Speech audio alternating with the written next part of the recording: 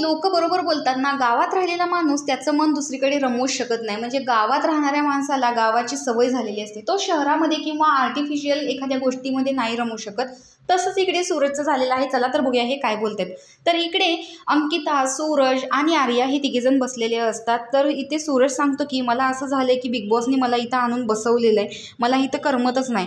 त्यावरती अंकिता सांगते की अरे काय झालं. आर्या म्हणते की मग चांगलं आहे की. त्यावर अंकिता सांगते की नाही, त्याला तिकडचं वातावरण लागतं गावातलं. त्यावरती तो सांगतो की मी रांगडागडे, म्हणजे मला रानात फिरायला आवडतं, डोंगरावर जातो, मी शेतात जातो, तिकडे गेल्यावरती लाल फळं असतात, त्यानंतर ते आंबट बोरं, हे सगळं मला खायला आवडतं, त्याच्यामुळे ना माझं मन तिथंच रमतं, माझा वाढदिवस पण येतोय, असं इकडे हा गोष्टी बोलत असतो. तर आर्या म्हणते की अरे यार, तू मला शेताची आठवण करून दिली, आता मी खूप मिस करते माझ्या शेताला. त्यानंतर अंकिता सांगते की मी तुला आमच्या इकडे फिरायला घेऊन जाईन, तुला मजा येईल, तू समुद्र पाहिलायस का. त्यावरती सूरज म्हणतो की नाही. त्यावरती अंकिता तोंड फुगवते, कारण त्याने अजून समुद्र पाहिलं नाही हेच तिला आश्चर्य वाटतं.